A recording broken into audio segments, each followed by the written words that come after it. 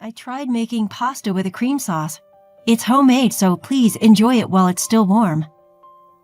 The dish she served had a horrible odor. It didn't smell good at all, so I hesitated to take a bite. Aren't you going to eat it? Don't you like my cooking? Are you just trying to hassle me? I was baffled by Holly, who seemed intent on making me the bad guy.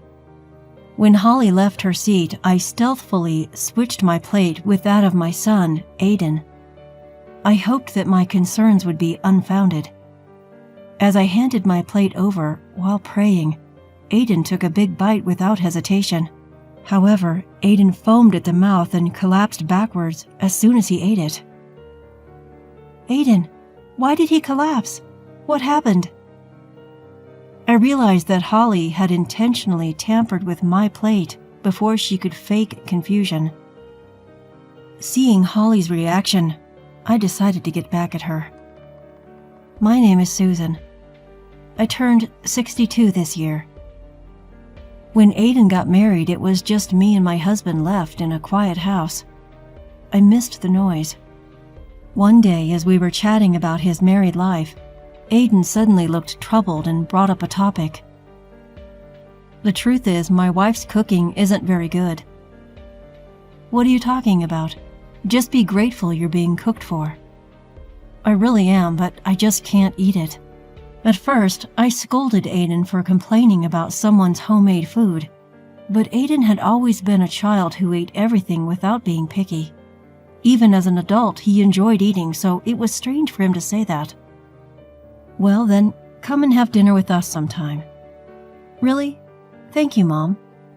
Seeing his face brighten, I thought spending time together occasionally wouldn't be a bad idea. I made a casual offer, hoping to get along well with Aiden's wife, Holly. However, Holly's actions turned out to be far beyond my imagination and utterly outrageous. A few days after talking to Aiden, the couple came to our house for dinner. My husband and I enjoyed a lively time with our guests at the dinner table without any particular incidents. I hope it suits your taste, Holly. It's delicious. I'm glad. Thank you. Aiden always told me how delicious his mom's cooking is. I'm jealous of having such a skilled cook as a mother. I couldn't help but blush at Holly's words.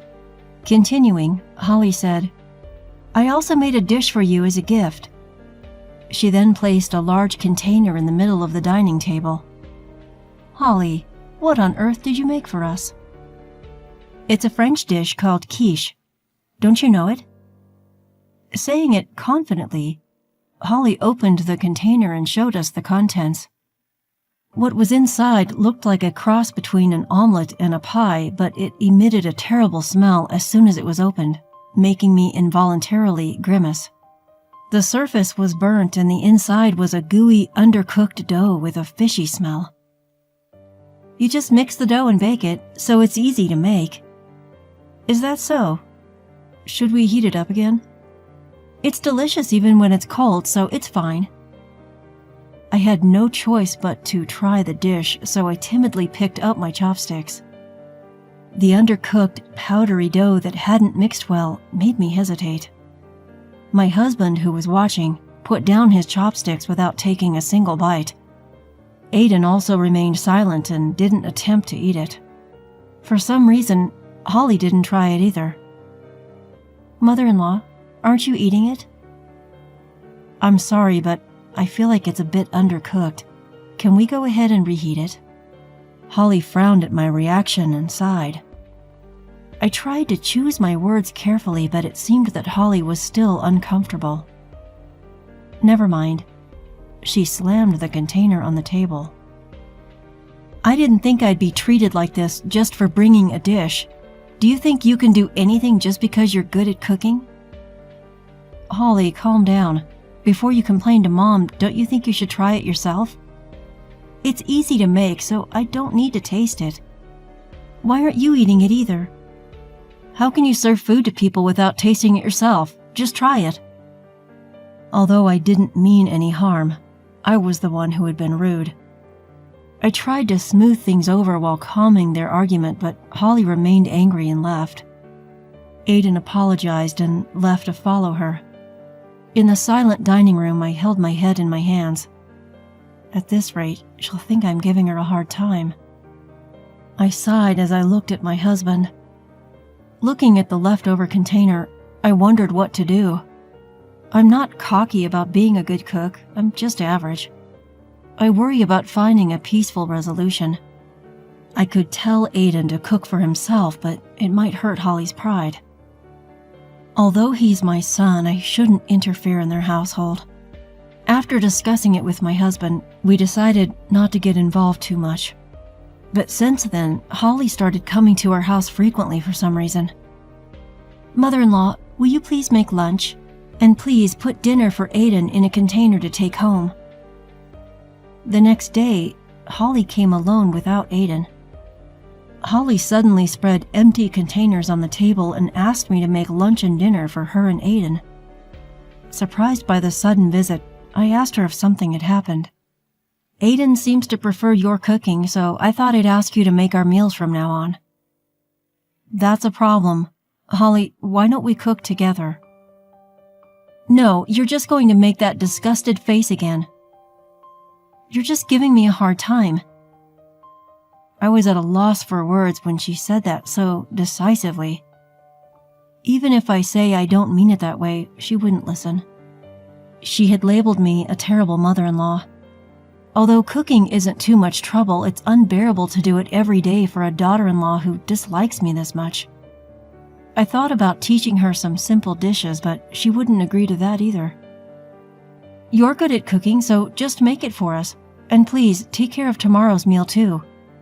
Despite trying to persuade her, she only became more brazen day by day. On days when I refused, she apparently bought prepared food at the grocery store. Aiden seemed to be fine with eating that and didn't comment on it, so Holly started to complain about him eating at our place. "Aiden was spoiled by you, wasn't he? He just gobbles up store-bought food. He's always loved eating since he was young. But he hardly eats any of my cooking. He's just trying to hurt my feelings." Well, I'm not sure about that. Holly started coming to our house almost every day at lunchtime, relying on us for her own meals and Aiden's dinner. Eventually, she demanded that I make Aiden's lunch and deliver it in the morning, which left me extremely troubled.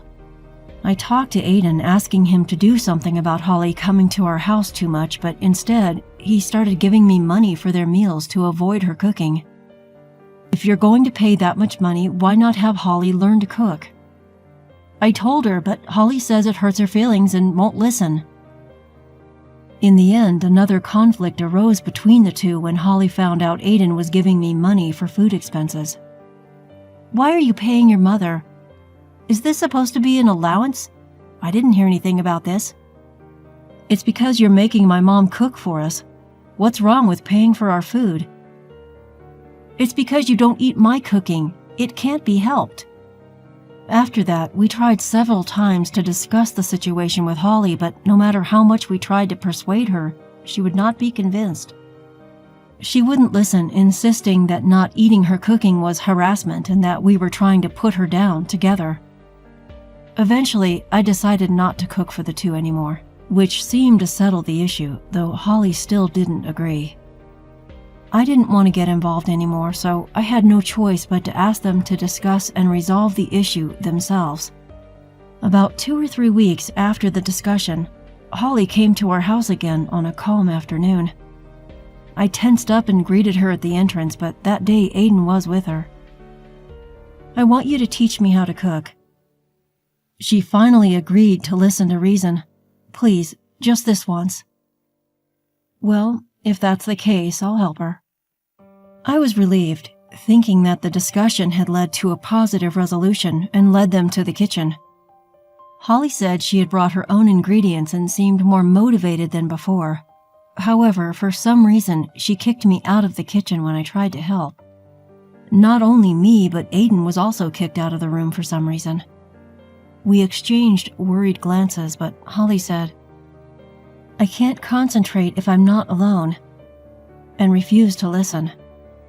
As we anxiously waited, we were called back into the living room after just a few minutes. Holly served us pasta that she had made in the kitchen. It seemed too short a time for pasta to be cooked, so I tried to go to the kitchen to check, but Holly stopped me. "Mother-in-law, what's wrong? Here, try it while it's warm." Is everything okay? Did you find the pots and everything?" "Everything was fine, so please, just try my homemade pasta while it's still warm." The pasta with cream sauce that Holly served didn't look as bad as before. However, when I mixed it with a fork, I could clearly see foreign objects in the white sauce.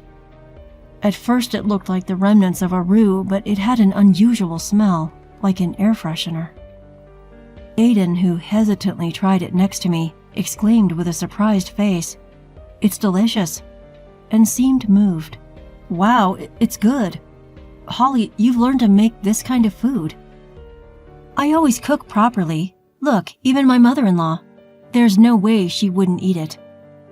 "Mom, it's fine. It's just a normal pasta." Although Holly would usually be furious and yell at Aiden's rude comment, she didn't seem to care and just urged me to eat quickly. However, the more I mixed it, the stronger the strange smell got, making me hesitate. "Why won't you eat it?" "So my mother-in-law just wanted to mess with me, right?" "That's not true, it's just that..." At that moment, a ringtone sounded from Holly's bag. It seemed she received a phone call, and Holly hurriedly left the table and went outside the room. I took the opportunity to ask Aiden to secretly exchange the pasta. Aiden happily started eating it as a second serving, but the next moment he flipped backward and collapsed, foaming at the mouth. I couldn't help but scream. "What happened? Why did Aiden collapse?" Hearing my scream, Holly returned and rushed to Aiden's side. While I called for an ambulance, Holly looked very confused and asked, "What happened to Aiden?" Aiden was taken to the hospital and had his stomach pumped. My husband and I, who had heard the news and joined me, finally sighed with relief as we saw Aiden lying on the hospital bed. However, Holly asked Aiden why before we could express our concern, just as she had when he collapsed. "Hey, why did Aiden collapse? How come?" "Holly, please calm down." "It should have been you. Did you force Aiden to eat it?" "What on earth are you talking about? Holly, what did you do?" My husband and I tried to get answers from Holly, who kept accusing me and said the most outrageous thing. "You insulted my cooking, so I thought I'd get back at you." "Get back at me?" "It's also my mother-in-law's fault that Aiden won't eat my cooking. Aiden has always been on her side." Neither Aiden nor I had any intention of doing that, but I guess we did hurt your feelings. "Yes, you did. That's why I thought everything would be peaceful if my mother-in-law wasn't around." It seemed that Holly had indeed put something foreign in the pasta she served me. The white residue turned out to be detergent, and luckily, no serious harm was done. However, if things had gone wrong, Aiden might have ended up in more serious a condition. Aiden should have noticed the strong smell, but I couldn't help but intervene when the situation went beyond the dimension of being good or bad at cooking. If you're saying it would be better if I wasn't around, then all you needed to do was try harder at cooking.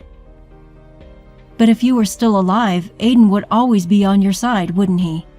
Seeing Holly's unapologetic and unreflective attitude, I dropped my shoulders in disappointment.